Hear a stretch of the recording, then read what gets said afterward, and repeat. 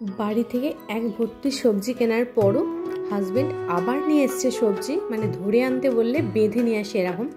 আর যদিও জানতাম না ও সবজি নিয়ে আসবে, এইগুলো আমি দেখো বাড়ি থেকে কিনেছি, মানে বাড়িতে বিক্রি করতে আসে। আর ব্যাগে যেগুলো দেখছো এগুলো হাজব্যান্ড নিয়ে এসেছিলো, মানে ওই পাইকারি যে হাট হয় তেমন একবারে যেগুলো 1 কেজি 1.5 কেজি কমে দেয় না, সব আদা রসুন সব রকম সবজি নিয়ে এসেছিলো।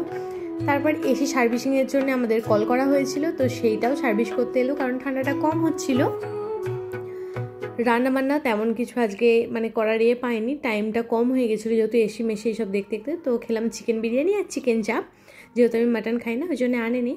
তো খাওয়া দাওয়া করে বাবা ছেলে শুয়েছিল। আর আজকে যেহেতু খাওয়া দাওয়াটা একটু তাড়াতাড়ি করেছি, বিকেলবেলা খিদে পাওয়ার পর হাজব্যান্ড বাজার থেকে এই যে পাউরুটি দই এসব কিনে নিয়েছিল, মিষ্টি। পরে সন্ধ্যেবেলা করলাম আমের আচার, যে আমটা মা সকালেই কেটে রেখেছিল।